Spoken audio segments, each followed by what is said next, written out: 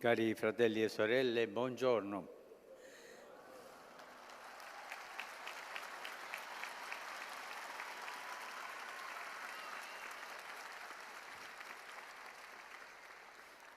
Il dono del timore di Dio di cui parliamo oggi conclude la serie dei 7 doni dello Spirito Santo.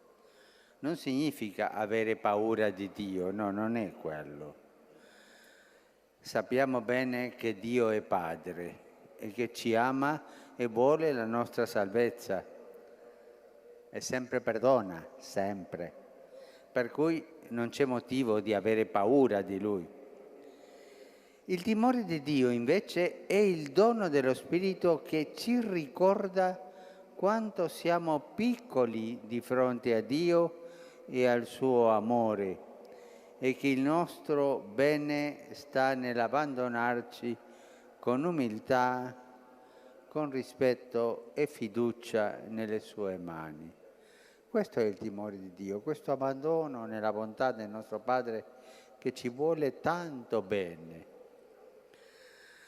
Quando lo Spirito Santo prende dimora nel nostro cuore, ci infonde consolazione e pace e ci porta a sentirci così come siamo, cioè piccoli, con quell'atteggiamento tanto raccomandato da Gesù nel Vangelo di chi ripone tutte le sue preoccupazioni e le sue attese in Dio e si sente avvolto e sostenuto dal suo calore e dalla sua protezione, proprio come un bambino col suo papà. E questo è il sentimento, quello che lo Spirito Santo fa nei nostri cuori.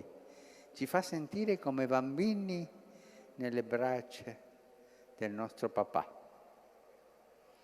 In questo senso, allora comprendiamo bene come il timore di Dio venga a assumere in noi la forma della docilità, della riconoscenza e della lode, ricolmando il nostro cuore di speranza.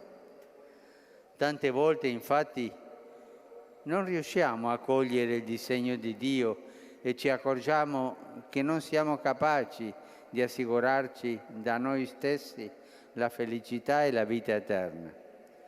È proprio nell'esperienza dei nostri limiti e della nostra povertà, però, che lo Spirito ci conforta, ci fa percepire come l'unica cosa importante sia lasciarsi condurre da Gesù fra le braccia del suo Padre. Ecco perché abbiamo tanto bisogno di questo dono dello Spirito Santo. Il timore di Dio ci fa prendere coscienza che tutto viene dalla grazia e che la nostra vera forza sta unicamente nel seguire il Signore Gesù e nel lasciare che il Padre possa riversare su di noi la sua bontà e la sua misericordia. Aprire il cuore perché la bontà e la misericordia di Dio venga a noi. Questo fa lo Spirito Santo con il dono del timore di Dio. Apre i cuori. Cuori aperto perché il perdono, la misericordia, la bontà, le carezze del Padre vengano a noi. Perché noi siamo figli infinitamente amati. Quando siamo pervasi dal temore di Dio, allora siamo portati a seguire il Signore con umiltà, docilità e obbedienza. Questo però non con un atteggiamento rassegnato, passivo, anche lamentoso, ma con lo stupore della gioia, la gioia di un figlio che si riconosce servito e amato dal Padre. Il timore di Dio quindi non fa di noi dei cristiani timidi, remissivi, ma genera in noi coraggio e forza. È un dono che fa di noi cristiani convinti, entusiasti, che non restano sottomessi al Signore per paura, ma perché sono commossi e conquistati dal suo amore. Essere conquistati dall'amore di Dio. E questa è una cosa bella, lasciarsi conquistare di questo amore di papà, ma ci ama tanto, ci ama con tutto il suo cuore. Ma stiamo attenti, perché il dono di Dio, il dono del timore di Dio è anche un allarme di fronte alla pertinacia del peccato.